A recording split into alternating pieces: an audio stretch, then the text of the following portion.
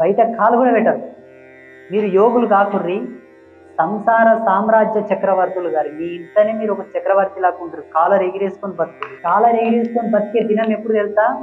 అప్పులోడు నీ ఇంటి ముందలకి రాన్నాడే నువ్వు కాలర్ ఎగిరేసుకొని బతికినట్టు లెక్క. అప్పులోడు నీ ఇంటి ముందలకు వచ్చానా నువ్వు దొంగ. ధర్మసింధు చెప్తుంది ఈ మాట. హరిశ్చంద్ర మహారాజు పీనిగలు కాల్చుకుంటా కొన్ని అనుభవాలు చెప్పిండు. అక్కడ ఉన్న శవాలన్నీ ఆ దయ్యాలు భూతాలని ఒక బుక్ రాసినాయి. మళ్ళీ ఎవడుంటాడు శ్మశానంలో? దయ్యాలు భూతాలే ఉంటాడు. ఆ దయ్యాలు రాసిన బుక్లో ఈ అనుభవాలు ఉన్నాయి. ఏమని ఉన్నాయి? ఎవడు రాజు అంటే తెలుసునా? హరిశ్చంద్ర మహారాజు రాజే, కానీ రాజు కాదు. ఆ శ్మశానంలో సేవకుడు. శవాలకు, దయ్యాలకు, భూతాలకు సేవకుడు ఆయన. ఆయన ఏం చెప్పిండంటే, ఎవడంటే రాజో తెలుసునా అని అడిగిండు.